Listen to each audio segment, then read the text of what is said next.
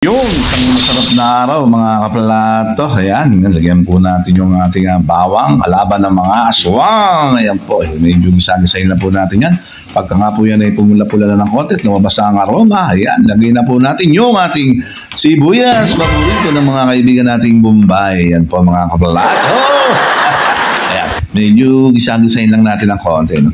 Sunod natin yung mamahalin na kamatis, ginto po ang presyo ng kamatis ngayon mga kaplato. Talaga naman, solid na solid ang ating bagoong Pangasinan. Ayan, lagay po natin yung ating alamang. Ayan, gisa-gisahin po natin yung ating alamang. Naku, napakabang po mga kaplato. Kung naamoy nyo lang, mahalimuyak ang bango. Nanunod sa aking ilong talaga naman. Hindi na makakalimutan ang amoy ng bagoong. Sino ba naman ang makakalimot nito? Pag nasingot mo, pumapasok sa kaloob-looban ng ilong mo hanggang utak mo. Kaya hindi mo siya makakalimutan mga kaplato. Yes. Yan lang, ano? Medyo sabi-say natin, hagis natin itong mga hipon na walang ulo. Talaga naman napakasarap. Kaya lang walang ulo mga kaplato. Talagang tinanggalan ko po ng ulo at saka balat yung ating hipon na yan. Ano? Medyo gisagay mo lang yan. Pagkakaganyan kasi, lagyan na natin yung ating upo mga kaplato. Ayan, medyo malaki ang sibak ng upo natin. Kasi yan, pagkukuluan lang natin ang gusto yan. Tapos palalabasin natin yung kanyang natural na sabaw mga kaplato. Gusto ko po kasi dito yung manamis-namis. Ayan, medyo lalagyan natin ng pinagpigaan ng ulo.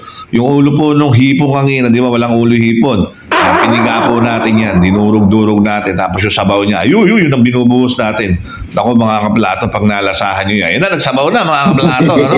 Ayan, sabaw na po yung ating patola. Ay, upo pala. Lagyan natin ang paminta mga kaplato. Siyempre, papalasa ng konti para medyo konting anghang, ano? Ayan, napaubos na yata yung aking paminta. Ayan, mga kaplato, talaga naman sinagad ko na yung paminta ko. Para yung pihit, wala na mapihit, mga kaplato. Ang babahal ng mga bilihin ngayon dito sa Pilipinas, mga kaplato. Ayan. Ayan, medyo okay na. Lagyan natin papalasa, siyempre, konting patis. Ayan. Inuusan natin ng patis, mga kaplato. Ayan, nakukulo na yan, mga kaplato, siyempre. Ayan na yung pinaka-finish product niyan, mga kaplato. Kumukulo na siya. Templado na po yan. Ayan, pwede na po tayo kumain. Kanin na lang ang kulang yan, mga kaplato. Ayan, ating mga hipon, luto na po yan. Tapos yung ating pong upo, luto na po yan. Malambot na po yan. Dahil talagang nakakulo po yan. Tinakpan ko po kanina, hindi ko lang pinakita.